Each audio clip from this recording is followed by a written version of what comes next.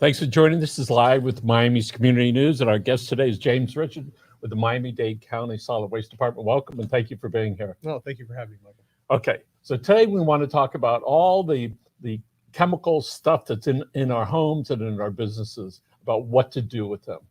And I do want to talk about light bulbs, all right? Because it's like I get them and I feel like it's sort of like a book. I don't know quite what to do with it, but don't throw it away, or maybe you should. So let's talk about light bulbs. People in people's homes and changing the light bulbs, all sorts of light bulbs. Right. What's the right thing to do with those? All right, so standard incandescent light bulbs, which are like the light bulbs that have been around forever, you could just throw those away as you would any sort of household garbage. But when you're talking about compact fluorescent bulbs or those long tube light bulbs, Like the kind that could be up there. right, in an office building, things like that, those actually have chemicals within the light bulb, and they need to be disposed of properly. Now, there are some, home repair companies. You think of Lowe's and Home Depot who may accept those type of bulbs for disposal, but you can take it to one of our home chemical collection centers.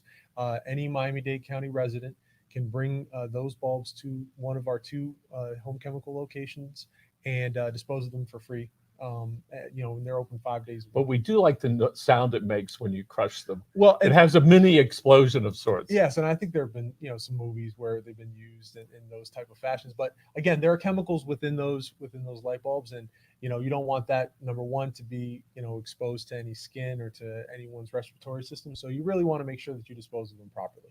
One of the things I learned with talking with a lot of folks in different departments from the county, there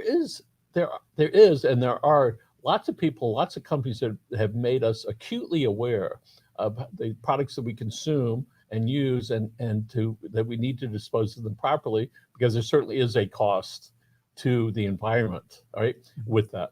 In the old days, maybe if I had some paint left over, I might like dispose of it improperly.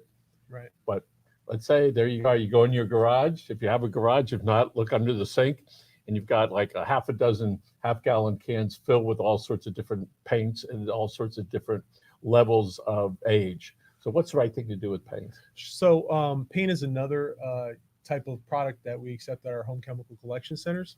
We accept latex and oil-based paints. What you want to do is take those paints again to one of our two locations. We have one in West Dade and Doral, and one in South Dade, located right next to our South Dade landfill. And you could bring those, those gallon buckets. You could bring the touch-up cans, the smaller cans as well, and we'll be able to dispose of them for you properly. One thing, we always encounter inevitably is someone just takes their paint can and puts it in their green garbage cart. And then what happens is when that garbage is compressed in the truck, inevitably the paint ends up on the street. So we get a call from a property manager of an HOA or a neighbor who, is upset because now there's paint on the asphalt in front of their home. And so we would have to go out and remediate that. And so it's kind of twofold, where we want to make sure that the material is disposed of properly, and then if it is disposed of improperly, it could cause some damage to roadways. So part of this raising our consciousness to take care of these products is, how do we get to a point where we say, okay, I'm going to take these 2 half-gallon of paint, of which there's half of it in there, and I'm going to go drive the 25 minutes there, wait 5 to 20 minutes, and then back. How do we raise our consciousness so that we do that? Well, a lot of times it's an issue of convenience. I mean, we have these two locations, and they are available to all Miami-Dade County residents. We have our trash and recycling centers, and those are only for solid waste management customers, who are serviced by our department.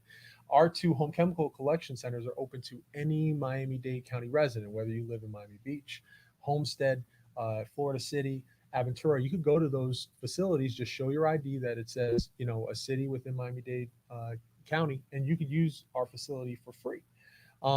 But again, we have these two locations, and the issue is whether somebody wants to take that initiative to dispose of those materials appropriately. Now, in the case of paint, there is one way that you can, avoid having to go that distance, and that is if you let that paint dry completely inside the can, and you have to make sure that paint is totally dry. And at that point, you can put it in your garbage cart for disposal. But a lot of times it's really hard, because if you have a large amount of paint and you let it sit out for a day or two, and you say, oh, it must be dry, the top's dry, but in the middle it's not, it could end up being an issue. And then just for the guys that want to put that into their green dumpster, all right, green cart, I guess one of the really neat things that can happen if there's a little crack in it, all right, and they put the paint in there and it goes on the ground, you'll know where it came from. Well, yeah, and that's the thing. Sometimes it really does depend on the other materials in the cart when there is paint improperly disposed of in a green cart, where we could kind of backtrack and find where it entered the truck. But that's not always the case. And so we always try to educate our customers to do the right thing and take it to one of our home chemical collection centers. And that's the safest way to make sure that paint is disposed of properly. We're talking to Fanny Navarro from the Parks Department, and she had on a young camper who was talking about don't throw your plastic bottles out your window because you're destroying the world, and so you can see that has to be taught at a really young age, so people, when they get to be where they start creating a lot of garbage, they have this real awareness. Some people don't want to look underneath their cabinets because they know it's in there. Sort of like I see this little squirrel, little baby squirrel. I said, "Oh my God, I can't believe that I saw this. Now I have to do something."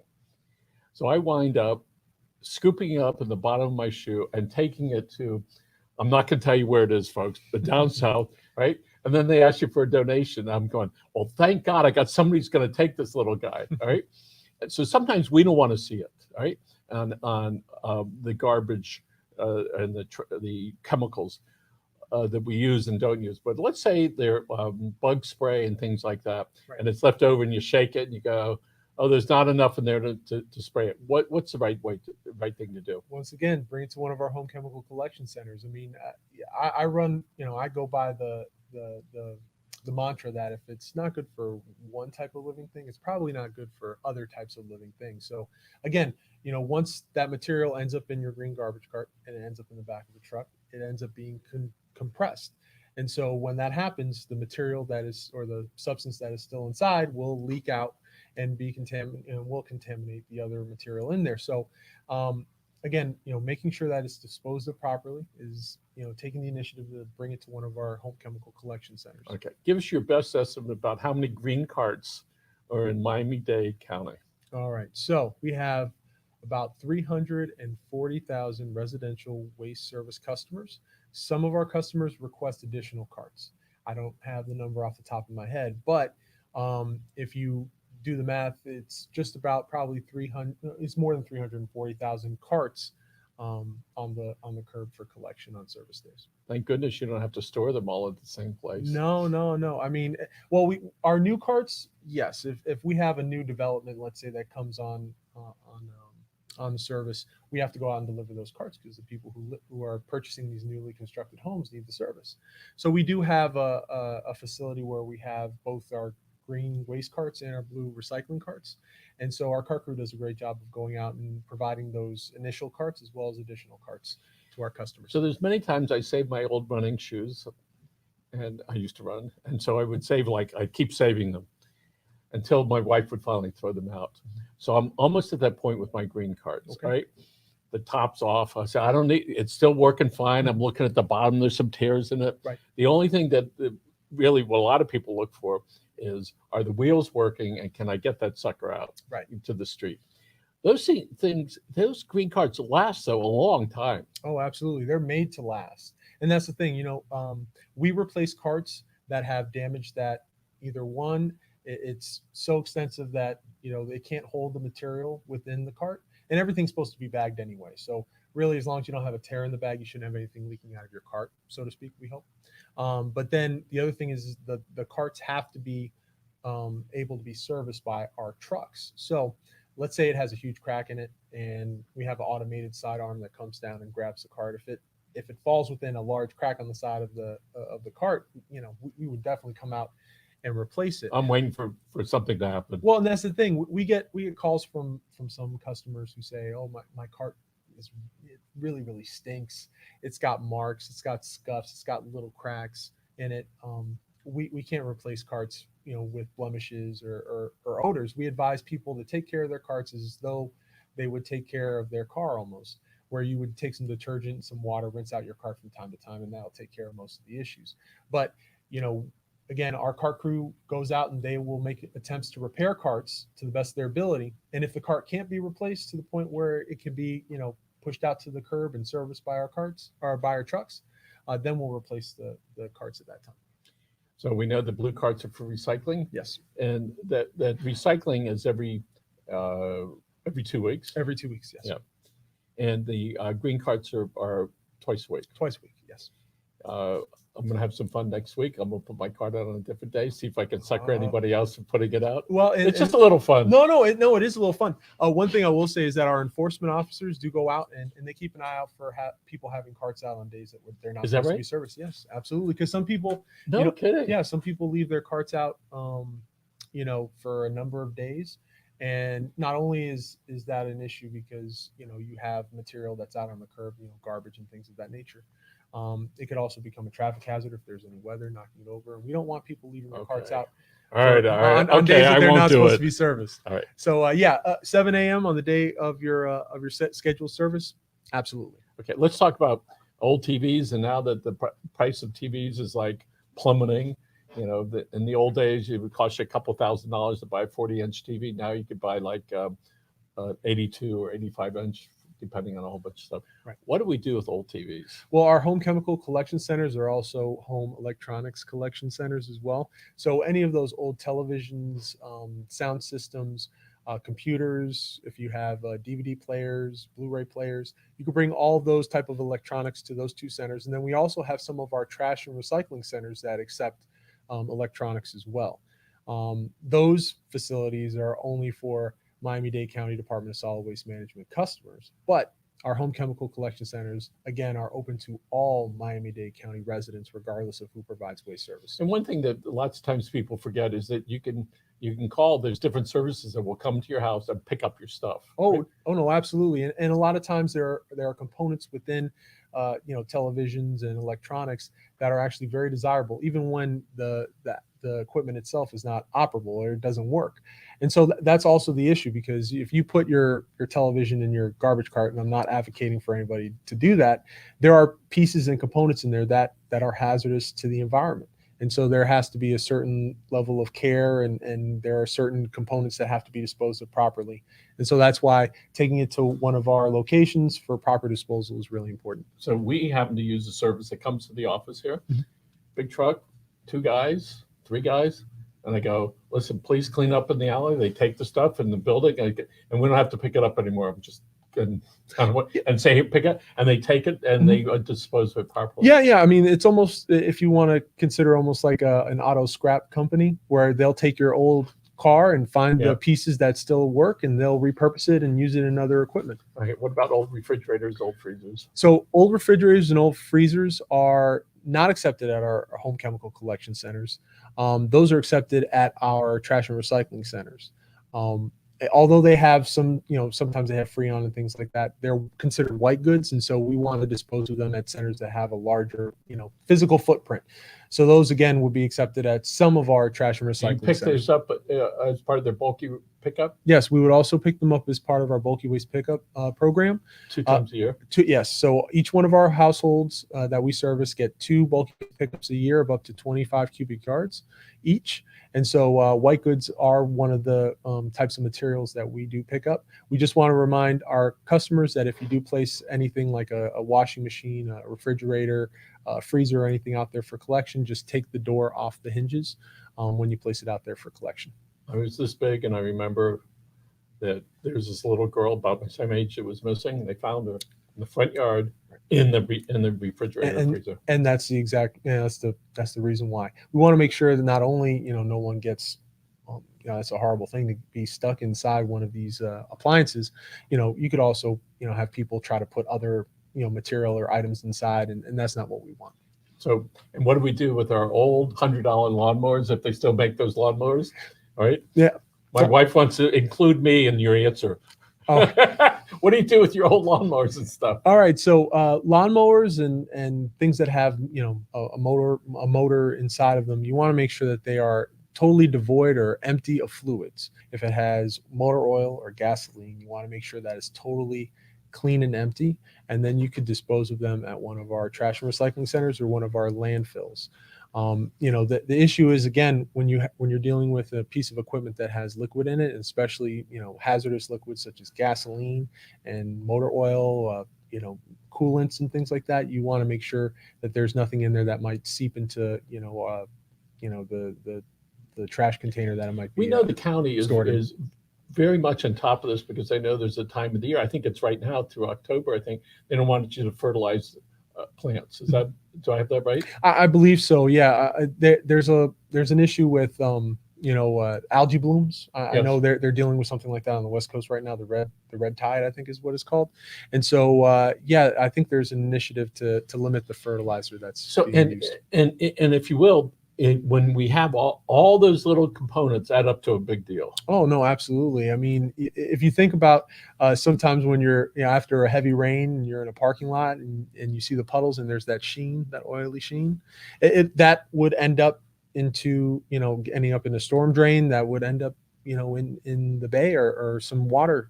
1985, 87, two back-to-back big floods, and so I was down in Homestead on 260th Street near the levee. The water was almost up to my knees for a couple of weeks. Wow. I went through a walk through the water. Everything you didn't want to see was there. Even though I had boots on, my feet got so infected. Oh wow! Of all that stuff that is there, and and that's years of us polluting the ground, all right, and throwing that stuff on the ground. So there's lots of things that people should be able to do, and at this point are not doing. But tell us about illegal dumping and what that means to each of us and to the perpetrator. No. I mean, illegal dumping is an issue in Miami-Dade County. I've said with you several times now that it's a crime of convenience, and unfortunately, perpetrators do not want to pay the cost of properly disposing of large items, and so illegal dumping and littering are almost like cousins in some respects, where littering is like single-use trash, like wrappers, cups, and things like that. Illegal dumping consists more of large items like furniture, tires, appliances, yard waste, and things like that. It's an issue that our enforcement officers and our enforcement division take very seriously, and they work round the clock. They even have surveillance cameras in certain areas that are trouble spots. Horse Country, 118th Avenue, coming up, baby. Yeah. I mean, we've caught perpetrators in the act. Fines have been issued. There have been arrests that have been made because it is a crime, and so it is something that we take very seriously, and we're active in enforcing those laws. So there was one of those trailers that has the tar bucket from the roofers. Mm-hmm. Somebody left it in the Horse Country. The county finally come out and picked it up, but it was so much time that was spent. Somebody had to go call it in. Somebody had to see it. They had to fill out a report. Then they had to hire the vendor, whoever it was. I'm thinking, oh my God, what? I mean, just, I don't know, thousands of dollars, but a lot of money, all right? Because somebody just left that on the side. And we're in an area where people like to dump stuff. Mm-hmm. Well, I got to tell you, pretty much the county's on top of it all the time. Right? Oh, yeah. And I saw one of our neighbors is cutting some stuff down and putting it in the street. And I'm going, I wonder if he called it in advance. It certainly would make it easier. And no, absolutely. And that's something that we come across a lot of times is when people do that yard maintenance, they cut down their palm fronds and they put those piles out, but they don't call ahead of time to schedule their bulky waste pickups. Our enforcement officers go out and they give them a warning violation, and they end up contacting us, be like, oh, no, I didn't get a chance to call it in yet. And so our enforcement officers, even if they see something where someone is going to be, follow through with their bulky waste pickups and do the right thing, they'll still issue a warning notice just to let them know, hey, there's nothing in our records that there's a pending bulky pickup. You need to either remove this or schedule a pickup to have the pile addressed. And so you have regular guys, code enforcement, that go around all the time looking Yes. for these type of things. Yes. So I was in our lovely city of South Miami. I was using the meter, and you put in your license number. I put it in, and I go back. An hour later, it's a ticket. So I see the guy. And I show him my ticket, my stub. He says, what you did is you put in the letters O. There are no O's in this. There are only zeros. All right. And that one little thing. All right. Fortunately, I had the thing because it took a while to go through that. And that's the point. If you call in advance Yes. and say, this is what we're doing. So code enforcement's going to inquire. Yes. Yeah, they have computer systems, laptops within their vehicles, and they could put in the address to see if there are any pending service requests for bulky waste pickups. We always advise our customers to call ahead. If you know you're going to be placing items out, call ahead to schedule the bulky waste pickup, because it doesn't necessarily have to happen the day that you call. You could provide a date, 1 or 2 days in the future, and say that'll be the ready date, and you could just make sure that it's in our system that something will be out at a certain point, and at that time the clock So starts. people are entitled to 2 bulky, right? Yep, pickups. Pickups. Mhm. They call in advance, all right? Yes. And for the average homeowner, if each time they come out, all right, they're allowed how many? It's 25 cubic yards. So we have our trash trucks. Each one of the trucks that you might see, conducting a bulky waste pickup is 25 cubic yards. So if you fill up one of those trucks, that's one bulky pickup. So how, more or less, I know I've asked this before, but for our viewers, Mhm. if you filled up the back of your Ford pickup, the 150, and there was a slight hump on it, how many cubic yards do you think that is? I think, and this is just off the top of my head, I believe the standard truck bed is about 6 feet long. And so a cubic yard is 3 feet by 3 feet by 3 feet. So you're probably talking about,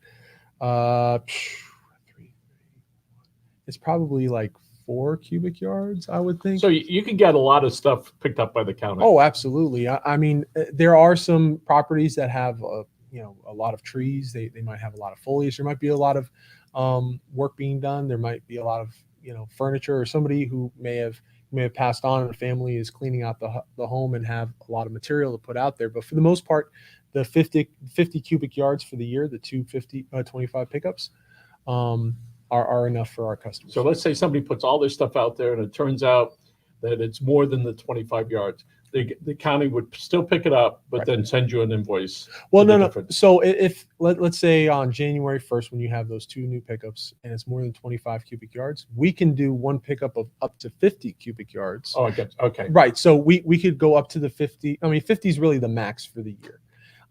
If you go above the 50 with that one pickup, then that's when you will be, our customers will be notified that there's an overage. Our crew that will be out there would leave an overage notice, and then it'll be up to the customer, to decide what they want to do, because we go out and survey it first. Oh, well, we go out, and our crews who are out there are able to assess whether or not there's more than what they can take, and at that time they'll take what is allowed, and then whatever's when overage, like I said, they'll leave information about what their next steps could be. They could pay for us to remove it, and the fee for that is $25 per cubic yard, or they could hire someone else to pick up and remove the remaining material. If there's not that much, the customer might want to put it in the back of their car and take it to one of our trash and recycling centers and dispose of it as part of their waste service fee that they pay every year. Okay, so you mentioned about old furniture.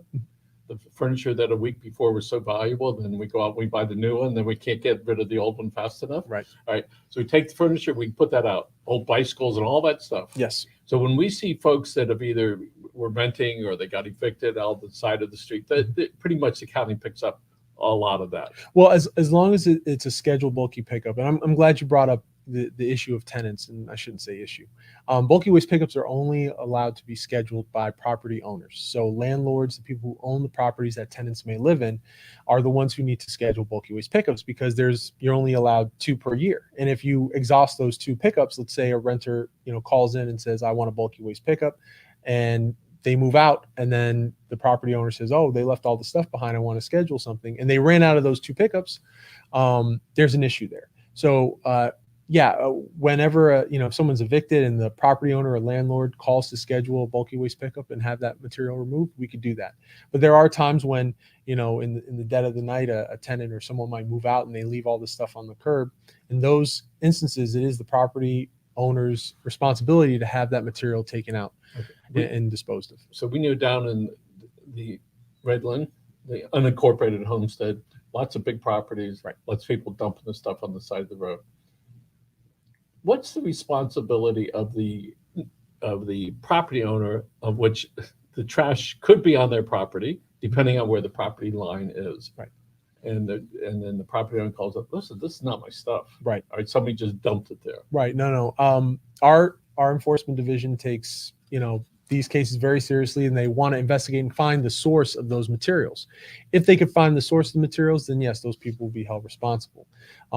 Unfortunately, sometimes, if you're talking about a vacant lot in a very, dense area, and there is no record of where the material might have come from, it is the property owner's responsibility to remediate that material.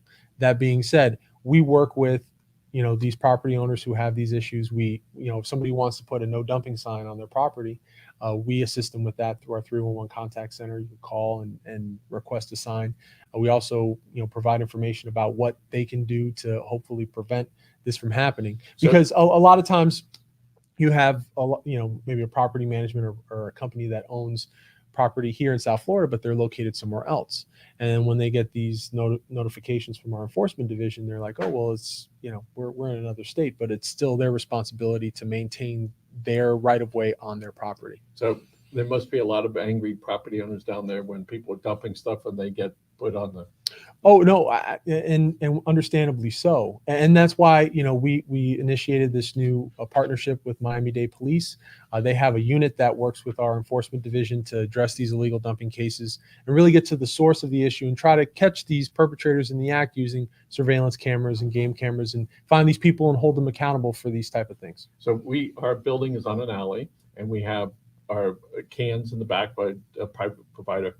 And I don't know, once a week somebody comes by and just dumps out all this, and I just have built it in now. I don't even get crazy anymore. It'd be like, I go, listen, I just call the guys, go pick it up, and I just have built it in because the frustration of people dumping it because they don't want to take it somewhere else, and they think that if there's a garbage can that they can put it on the ground and somebody will take every. Guess what? And that's the thing. I mean, there will always be garbage and trash. That's one thing that, there will always be garbage and trash, produced by people.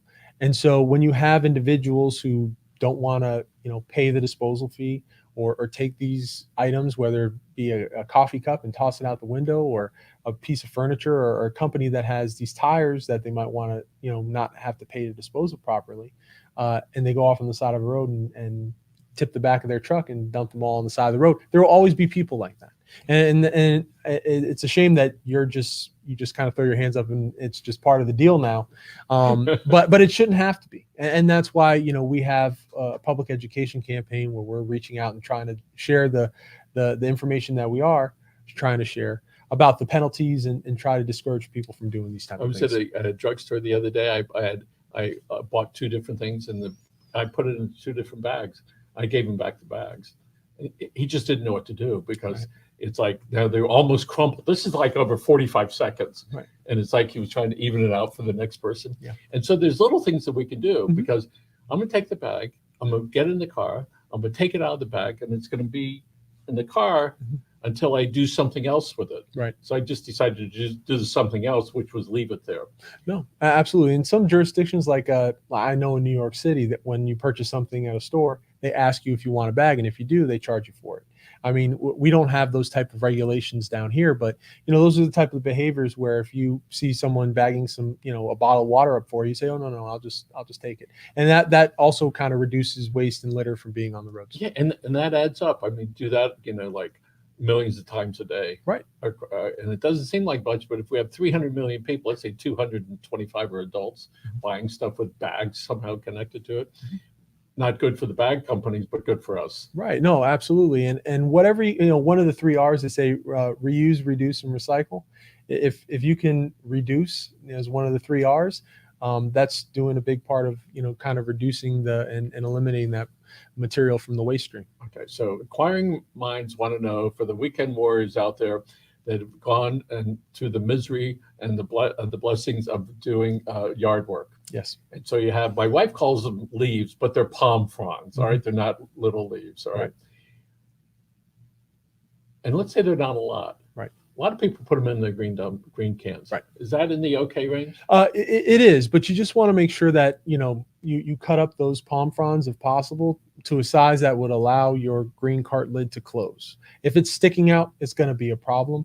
I know some people who, might bend it up a few times, but that presents the problem that if you have other things in that green cart and it gets jammed behind a bunch of palm fronds on top, it might not empty into the truck. So the best course of action is to either take those palm fronds to one of our trash and recycling centers, or if you want to put them in your green waste cart, just cut up the palm fronds and things in a small pieces so that the lid can close properly. So, and people could go on the website for the county if they want to see some of the facilities and how it works, and they can see the trucks. They can show their kids the arms and things like that. Yeah. And it's one driver.